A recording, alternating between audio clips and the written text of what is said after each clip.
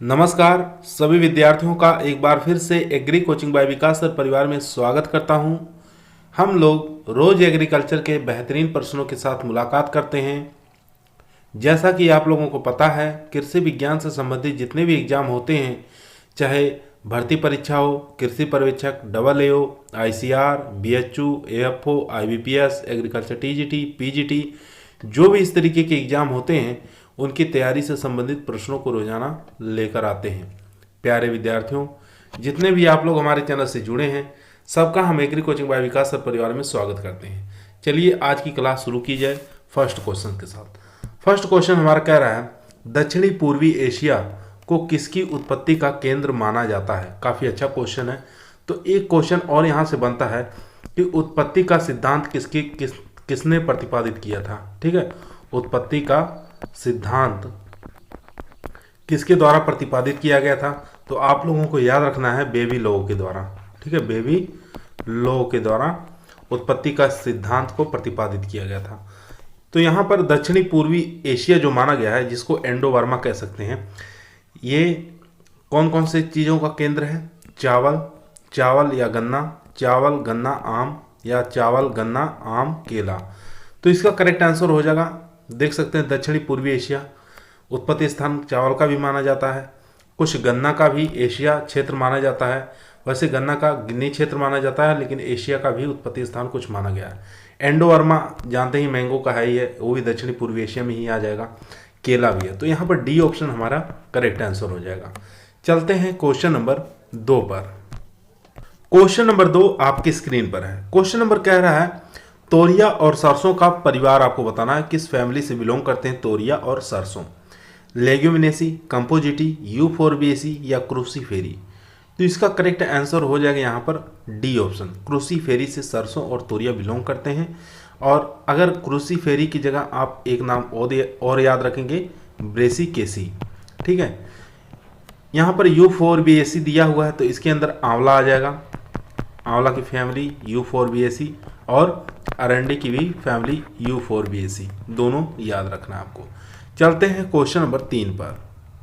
Question number देखेंगे 3 number question कह रहा है, जीनस गोसिपियम में ज्ञात प्रजातियों की संख्या का अनुमान लगाया गया है। कितनी प्रजातियों की स्पीसीज हैं कपास के अंदर, ये आपको बताना है। ठीक है, गोसिपियम स्पीसीज के नाम से हम जानते हैं इसको। तो आपको बताना है कितनी स्पीसीज होती हैं इसकी, 10 है, 15 है, 20 है या 25 है। तो इसका करेक्ट आंसर हो जाएगा यहाँ पर 20। ठीक है, 20 स्पीसीज होती हैं। आमतौर पर हम लोग 4 स्पीसीज ही पढ़ते हैं। ठीक है, कौन कौन सी 4 स्पीसीज पढ़ते हैं। एक न्यू वर्ड की कितनी पढ़ते हैं, 2 स्पीसीज इसकी पढ़ लेते हैं। ओल्ड वर्ड की इसके अंदर भी 2 स्पीसीज को पढ़ लेते हैं। टोटल कितनी हो गई, 4 हो गई। ठीक है, जैसे एक होता देसी कपास, एक होता अमेरिकन कपास। तो देसी कपास 2n बराबर, इसका क्रोमोजोम नंबर होता 26, इसका होता है अमेरिकन कपास का 2n बराबर 52। ठीक है, तो कुल स्पीसीजें होती है 20। चलते हैं क्वेश्चन नंबर 4 पर। क्वेश्चन नंबर 4 आपके स्क्रीन पर है। दोस्तों, यदि आप लोगों को एग्रीकल्चर के किसी भी एग्जाम में सिलेक्शन लेना है तो ईमानदारी के साथ चैनल को जरूर सब्सक्राइब करिए। यह आपका परिवार है जो सरकारी नौकरी की तरफ ले जाएगा। क्वेश्चन नंबर 4 आपकी स्क्रीन पर है, ध्यानपूर्वक पढ़िए और इसका आंसर दीजिए। चुकंदर का कुल है, चुकंदर की फैमिली बतानी है, कौन सी है। चिनोपोडिएसी, क्रूसीफेरी, यूफोरबिएसी या कंपोजिटी। तो चुकंदर की फैमिली होती है चिनोपोडिएसी। ए ऑप्शन यहाँ पर राइट आंसर है। चलते हैं क्वेश्चन नंबर 5 पर। क्वेश्चन नंबर 5 आपके स्क्रीन पर है। क्वेश्चन कह रहा है, अधिकतम कीटनाशकों का प्रयोग किस फसल में किया जाता है। टमाटर में, आलू में, गन्ना में या कपास में। ठीक है, आपको बताना है सबसे ज़्यादा पेस्टिसाइड किस क्रॉप के अंदर प्रयोग में लाया जाता है। तो सबसे अच्छा इसका आंसर हो जाएगा यहाँ पर डी ऑप्शन। ठीक है, कपास के अंदर सबसे ज़्यादा हम प्रयोग में लेते हैं पेस्टिसाइड का। और यहाँ पर गन्ना में हम सबसे ज़्यादा सीमाजीन का प्रयोग करते हैं। ठीक है, सीमाजीन का प्रयोग करते हैं, याद रखेंगे ये भी। चलते हैं क्वेश्चन नंबर 6 पर। क्वेश्चन नंबर 6 देखेंगे, 4 गैसें नाइट्रोजन, ऑक्सीजन, आर्गन और CO2 होती है। यानी इसमें से बताना सबसे ज़्यादा मात्रा किसकी होती है। 97%, 98%, 99%, 100%। तो इन चारों में से बताइए इनमें से परसेंटेज सबसे ज़्यादा किसकी होती है। तो आप लोगों को मालूम होगा 78 पॉइंट कुछ परसेंटेज इसका होता है नाइट्रोजन का, ऑक्सीजन का होता है 20%, आर्गन का होता है 0.03%, ठीक है, तो यहाँ पर आप लोग देख सकते हैं सबसे ज़्यादा किसका होता है यहाँ पर, तो करेक्ट आंसर हो जाएगा बी ऑप्शन। ठीक है, बी ऑप्शन यहाँ पर राइट आंसर हो जाएगा। चलते हैं क्वेश्चन नंबर 7 पर। इस क्वेश्चन को थोड़ा एक बार ध्यान से देखेंगे। 4 गैसें नाइट्रोजन, ऑक्सीजन, आर्गन और CO2, इन चारों की मात्रा बताना है कितनी हो जाएगी, टोटल करके बताना है। ठीक है, अगर हम इनको टोटल कर दें, चारों की मात्रा नाइट्रोजन और ऑक्सीजन और आर्गन और CO2, इन सबको अगर जोड़ दें तो मात्रा कितनी हो जाएगी ये आपको बताना है। तो 78 पॉइंट कुछ परसेंटेज इसकी होती है, 20 पॉइंट ये इसकी हो गई। ठीक है, दोनों को अगर जोड़ दिया जाए तो 98% या 99% तक इसका दोनों का हो जाता है। ठीक है, 0.03% आर्गन का हो जाता है, तो टोटल हो गया हमारा परसेंटेज 99%। ठीक है, याद रखेंगे। तो इसमें जो करेक्ट आंसर होगा वो हमारा सी ऑप्शन होगा, याद रखेंगे, ना कि हमारा बी ऑप्शन होगा। तो इनको जोड़ के बताना था कितनी मात्रा हो जाएगी, तो सी ऑप्शन यहाँ पर राइट आंसर हो जाएगा। चलते हैं क्वेश्चन नंबर 7 पर। क्वेश्चन नंबर 7 आपकी स्क्रीन पर है। मिट्टी में ऊष्मा का स्थानांतरण मुख्य रूप से होता है चालन द्वारा, संवहन द्वारा, विकिरण द्वारा या इनमें से कोई नहीं। तो इन चारों में से बताइए कौन सा करेक्ट आंसर हो जाएगा। करेक्ट आंसर हो जाएगा ए ऑप्शन, चालन द्वारा। इसको कंडेंसन बोलते हैं। ठीक है, कंडेंसन के द्वारा क्या होता है, ऊष्मा का स्थानांतरण होता है, याद रखेंगे। चलते हैं क्वेश्चन नंबर 8 पर।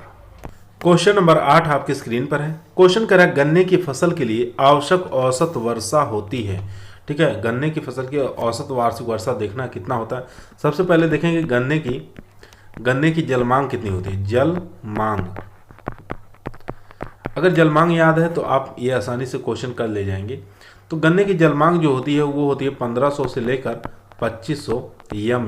ठीक है, 1500 से लेकर 2500 यम। 50 से 100 यम, इसको अगर कन्वर्ट करेंगे यम में तो इसका हो जाएगा 50 से लेके 100 यम दिया हुआ है, और 50 का यहाँ पर हो जाएगा 125 सेंटीमीटर का, जो हो जाएगा 1000 से लेके 1200 यम। ठीक है, अगर इसको यम में बदलेंगे, 100 से 120 सेंटीमीटर का, इसको बदलेंगे तो 500 से लेकर 1000 यम में।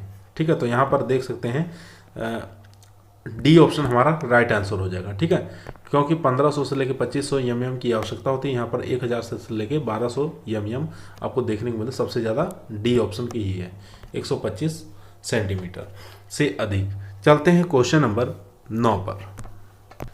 क्वेश्चन नंबर देखेंगे 9 नंबर क्वेश्चन कर रहा है देश में दैनिक मौसम पूर्वानुमान प्राप्त किया जाता है पुणे, नई दिल्ली, मुंबई या कोलकाता से। तो इसका करेक्ट आंसर हो जाएगा नई दिल्ली से। देश में दैनिक मौसम पूर्वानुमान प्राप्त किया जाता है तो ये नई दिल्ली से प्राप्त किया जाता है, याद रखेंगे। बी ऑप्शन यहाँ पर राइट आंसर हो जाएगा। चलते हैं क्वेश्चन नंबर 10 पर। क्वेश्चन नंबर 10 देखेंगे। समान तापमान वाली वायुमंडलीय की परत है स्ट्रेटोस्फीयर, एक्सोस्फीयर, थर्मोस्फीयर या स्ट्रेटोस्फीयर। तो इन चारों में से बताइए कौन सा करेक्ट आंसर हो जाएगा। तो ए ऑप्शन यहाँ पर करेक्ट आंसर हो जाएगा स्ट्रेटोस्फीयर। ठीक है, जिसको समताप मंडल कहते हैं, ये हमारा करेक्ट आंसर हो जाएगा ए ऑप्शन। चलते हैं क्वेश्चन नंबर 11 पर। क्वेश्चन नंबर देखेंगे 11 नंबर क्वेश्चन कह रहा है अल्ब्रेडो का सर्वाधिक प्रतिशत पाया जाता है। ठीक है, अल्ब्रेडो आपको बताना है सर्वाधिक प्रतिशत कहाँ पाया जाता है, रेगिस्तान में, उष्णकटिबंधीय वन में या पर्णपाती वन में या शंकुधारी वन में। अल्ब्रेडो क्या होता है, सूर्य की प्रकाश से जो किरणें आती हैं पृथ्वी पर, ये पृथ्वी से टकराकर वापस चली जाना, यही अल्ब्रेडो कहलाती है। ठीक है, पृथ्वी पर टकराकर वापस चला जाना क्या कहलाता है, अल्ब्रेडो कहलाता है, याद रखेंगे। तो इसका करेक्ट आंसर हो जाएगा यहाँ पर सबसे ज़्यादा जो प्रतिशत पाया जाता है वो रेगिस्तानी में पाया जाता है। ठीक है, ए ऑप्शन यहाँ पर राइट आंसर हो जाएगा। अगर यहाँ पर ध्रुव रहता या बर्फ दिया रहता तो दोनों में से आप सबसे ज़्यादा ध्रुवों पर होता है, उसके बाद बर्फ पर, लेकिन यहाँ दोनों ऑप्शन में नहीं है तो यहाँ रेगिस्तान लगाएंगे। ए ऑप्शन हमारा राइट आंसर हो जाएगा। चलते हैं क्वेश्चन नंबर 12 पर। क्वेश्चन नंबर देखेंगे 12 आपकी स्क्रीन पर है। बीज के जीवित ऊतकों का T2 परीक्षण रंग बदल जाता है। आप लोग देखते हैं बीज के जीवित ऊतक जो होते हैं वो टेट्राजोलियम परीक्षण करने में रंग बदल जाता है, उसका कलर जो होता है चेंज हो जाता है। वो किस कलर में चेंज होता है ये आपको बताना है, लाल होता है, नीला होता है, पीला होता है या हरा होता है। तो याद रखेंगे लाल हो जाता है, ए ऑप्शन यहाँ पर राइट आंसर हो जाएगा। ठीक है, टेट्राजोलियम परीक्षण से हम पता लगाते हैं कि जो बीज हैं वो मृत हैं या जीवित हैं या भ्रूण का किस प्रकार से है उसका हम पता लगाते हैं। ठीक है, ए ऑप्शन यहाँ पर राइट है। चलते हैं क्वेश्चन नंबर 13 पर। क्वेश्चन नंबर देखेंगे 13 नंबर क्वेश्चन कर रहा है बीज अंकुरण के लिए सर्वाधिक महत्वपूर्ण बाह्य कारक कौन सा है। ठीक है, बाहरी कारण कौन सा है इसमें से बताना है अंकुरण के लिए। लाइट हो गया, सॉयल हो गया, ऑक्सीजन हो गया या वाटर हो गया। तो इसका करेक्ट आंसर हो जाएगा वाटर, यानी कि नमी आपको याद रखना है। तो डी ऑप्शन यहाँ पर राइट आंसर हो जाएगा। चलते हैं क्वेश्चन नंबर 14 पर। क्वेश्चन नंबर देखेंगे 14 नंबर क्वेश्चन कर रहा है बीज पत्र पहली पत्तियों का निर्माण करते हैं। ठीक है, बीज पत्र जो होते हैं पहली पत्तियों का निर्माण करते हैं, किसमें ऐसा होता है, मक्का में, ग्राम में या मटर में या कैस्टर में। यहाँ पर एपीजीएल और हाइपोजीएल की बात कर रहा है। ठीक है, याद रखेंगे एपीजीएल या और हाइपोजीएल की। हाइपोजीएल में क्या होता है, बीज पत्र जैसे भूमि से बाहर आ जाते हैं, लेकिन एपीजीएल में क्या होता है, बीज पत्र अंदर ही रहते हैं। तो यहाँ पर करेक्ट आंसर हो जाएगा कैस्टर, यानी कि अरंडी की बात कर रहा है। ठीक है, अरंडी में ऐसा होता है बीज पत्र बाहर आ जाते हैं। तो डी ऑप्शन यहाँ पर राइट आंसर हो जाएगा। चलते हैं क्वेश्चन नंबर 15 पर। क्वेश्चन नंबर देखेंगे 15, निम्नलिखित में से कौन सी एक घटना बीज विकास के अंतिम चरण में होती है। ठीक है, अंतिम चरण पूछा है, अंतिम चरण में कौन से होते हैं, निषेचन, भ्रूण विकास, एंडोस्पर्म विकास या निर्जलीकरण। तो इसका करेक्ट आंसर हो जाएगा यहाँ पर डी ऑप्शन। ठीक है, फर्स्ट में होगा निषेचन, भ्रूण, उसके बाद सबसे लास्ट में जो होता है निर्जलीकरण होता है। डी ऑप्शन यहाँ पर राइट आंसर हो जाएगा। चलते हैं क्वेश्चन नंबर 16 पर। क्वेश्चन नंबर देखेंगे 16 नंबर क्वेश्चन कह रहा है केंद्रीय बीज प्रमाणन बोर्ड का गठन कब हुआ था। काफ़ी अच्छा क्वेश्चन है। सेंट्रल सीड सर्टिफिकेशन बोर्ड कब गठन हुआ था, 1982, 1972, 1962, 1952। तो इसका करेक्ट आंसर हो जाएगा 1972 में इसका गठन हुआ था। बी ऑप्शन यहाँ पर राइट आंसर हो जाएगा। चलते हैं क्वेश्चन नंबर 17 पर। क्वेश्चन नंबर देखेंगे 17 नंबर क्वेश्चन कह रहा है पर्यावरण की रक्षा करते हुए उच्च और निरंतर उत्पादन स्तर प्राप्त करने के लिए स्वीकार्य लाभ प्राप्त करने का प्रयास करने वाली कृषि फसल उत्पादक संसाधनों की बचत की अवधारणा को क्या कहा जाता है। सतत कृषि, संरक्षण कृषि, जैविक कृषि या शहरी कृषि।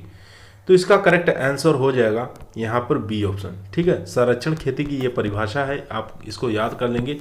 इस प्रकार से भी क्वेश्चन एग्जाम में बहुत बार पूछे गए हैं। चलते हैं क्वेश्चन नंबर 18 पर। क्वेश्चन नंबर देखेंगे 18 नंबर क्वेश्चन कह रहा है रॉक फास्फेट का प्रयोग होता है। ठीक है, आपको बताना है रॉक फास्फेट का प्रयोग कहाँ पर होता है, तटस्थ मिट्टी में, अम्लीय मिट्टी में, क्षारीय मिट्टी में या नमकीन मिट्टी में। तो इसका करेक्ट आंसर हो जाएगा यहाँ पर बी ऑप्शन, अम्लीय मिट्टी में। ठीक है, एसिडिक सॉइल में। चलते हैं क्वेश्चन नंबर 19 पर। क्वेश्चन नंबर देखेंगे 19, इन फसलों को अपने विकास के लिए पाला मुक्त क्लाइमेटिक परिस्थितियों की आवश्यकता होती है। ठीक है, ये क्लाइमेटिक है, याद रखेंगे क्लाइमेटिक। गन्ना, कॉफ़ी, चावल, दालें, गेहूं, चावल या कपास, चाय। तो इसका आंसर हो जाएगा डी ऑप्शन। ठीक है, कपास और चाय, यहाँ पर डी ऑप्शन हमारा राइट आंसर हो जाएगा। चलते हैं क्वेश्चन नंबर 20 पर। क्वेश्चन नंबर देखेंगे 20, काटो और जलाओ कृषि को झारखंड में क्या कहा जाता है। ठीक है, काटो और जलाओ हर क्षेत्रों में झूमिंग कहा जाता है, लेकिन यहाँ पर झारखंड में क्या कहा जाता है ये आपको बताना है। कुरुआ कहते हैं, दहिया कहते हैं, डिगरा कहते हैं। तो इसका करेक्ट आंसर हो जाएगा कुरुआ कहा जाता है झारखंड में, काटो और जलाओ, जिसको हम आमतौर पर झूमिंग खेती कहते हैं। तो बी ऑप्शन यहाँ पर हमारा राइट आंसर हो जाएगा। चलते हैं क्वेश्चन नंबर 21 पर। क्वेश्चन नंबर 21, ICPL 187 किसकी वैरायटी है ये आपको बताना है। चना की, अरहर की, लोबिया की, सोरगम की। तो इसका करेक्ट आंसर हो जाएगा अरहर की है ICPL 187। तो बी ऑप्शन यहाँ पर राइट आंसर हो जाएगा। चलते हैं क्वेश्चन नंबर 22 पर। क्वेश्चन नंबर देखेंगे 22 नंबर क्वेश्चन कर रहा है मटर का वैज्ञानिक नाम बताना है। ठीक है, मटर का वैज्ञानिक नाम इसमें सभी है, लेकिन इसको हम थोड़ा संशोधन कर दे रहे हैं। मटर का वैज्ञानिक नाम बताना है आपको फील्ड मटर का।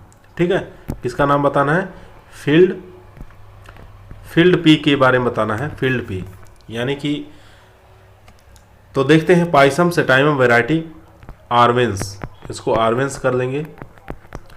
दूसरा है pisum sativum variety hortense, pisum sativum variety leguminosarum, pisum sativum variety esculentum.